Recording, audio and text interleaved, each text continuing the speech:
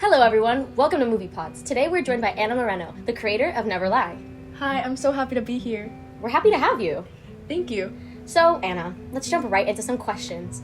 How does your product use or challenge conventions, and how does it represent social groups or issues? Interesting question. Never heard that one before, but horror uses distinctive and unusual angles to give the spectator a sense of confusion and unease. The lighting is frequently dim, underexposed, and full of shadows, which causes the audience to feel uneasy and on edge. Additionally, the use of sound, such as high-pitched key, alarms the crowd, and also there's a focus on footsteps, creaking doors, and animal noises, giving the audience the impression that they are unsure of what is around the next turn. Finally, editing in horror frequently uses a quick pace and a lot of cuts to frighten, uneasy, and create dramatic tension for potential jump scares. And I did decide to stick to these conventions, especially with the characters. While researching horror movie characters, I decided on a cast, but only three will be introduced in my opening, which will be the ditzy friend that won't make it, the final girl, and the villain. And what about representation? I will be representing Hispanic teenage girls in my film. The main character, Vida Martinez, is a Hispanic character that lives in South Florida. Vida was born in Venezuela, and she's lived there for half her life until she moved to South Florida, obviously. And I plan for her to show her culture and occasionally speak Spanish with her family or with her friends. And Vida will be introduced in the opening scene, and she is the girl that finds her friend dead. Her room will even show her heritage. For example, one of the props I added was a Venezuelan guitar. It's called a cuatro, and I don't know, I thought it could incorporate a little detail. However, many Hispanic women are represented with a negative stereotype usually. They're usually loud, annoying, complaining, and are mean.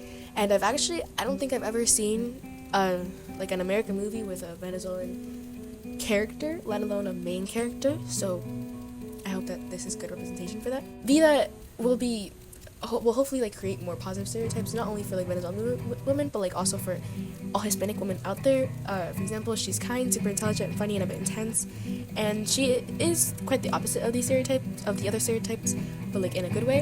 And this way, it can create good representation for all Hispanic women out there, which is a goal that I have while creating this film. That's actually really cool. And how does your product engage with audiences, and how would it be distributed as a real media text?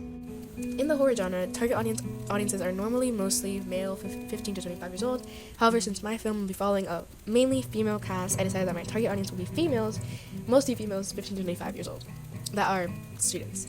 And also, since my film is following a high school softball team, people who like baseball or softball will be targeted throughout this film, to watch this film.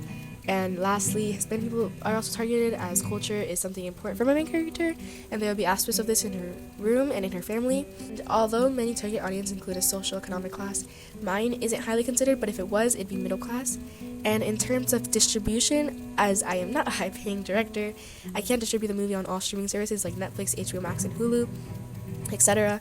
I also don't have the resources to distribute in theaters. Therefore, I decided I would distribute it on the film on YouTube.